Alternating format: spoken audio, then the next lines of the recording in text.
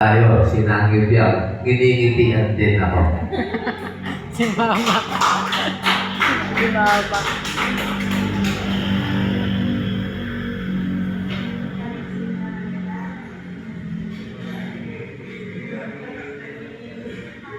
Magandang umaga po sa inyong lahat mula sa Panginoon at pangalawa po sa inyo. May sincere lagi po ako sa inyo. Ako po sa taon na ito, tuwa-tuwa naman. Dahil sa yung anak ko si Alvin, kagabi pa natin ang usapan na sana maaga kami unang linggo ng taon.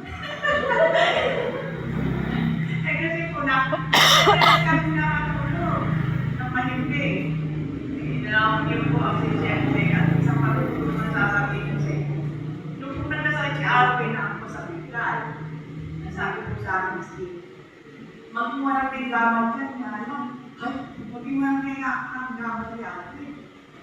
Sa akin na siya ako magmuha ng may gamot niya. Totoo nga pala dahil nga wala ko siya na may satay. Siyempre, lagi kong kasama. Kaya nagmuha ng may gamot. Sana naman po, sa dating ng panahon, kung wala na rin po ako, patuloy pa po yung pagsisimba nila.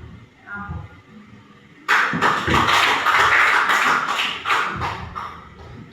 Ayun po, kala ko magpapatutuo kung paano siya napunta sa kasalbatayan. Pinangidiyan po noon pa, bata pa ako. Nagkakaramdaman po yan. Nagtawag din sa tigan yan, sa sinulat. Nagkakaramdaman siya, kasama pa si Ate Baby. Siya pa po nag-alaga ng nangidiyan na nagkabahay sila din doon ng kubo nung panahon na yun. Kaya napunta rin po sila sa kasalbatayan na naging patutoo po sa lahat ng pamilya niya. Lalo-lalo na po doon sa ating cameraman doon sa nagbibideo na yun.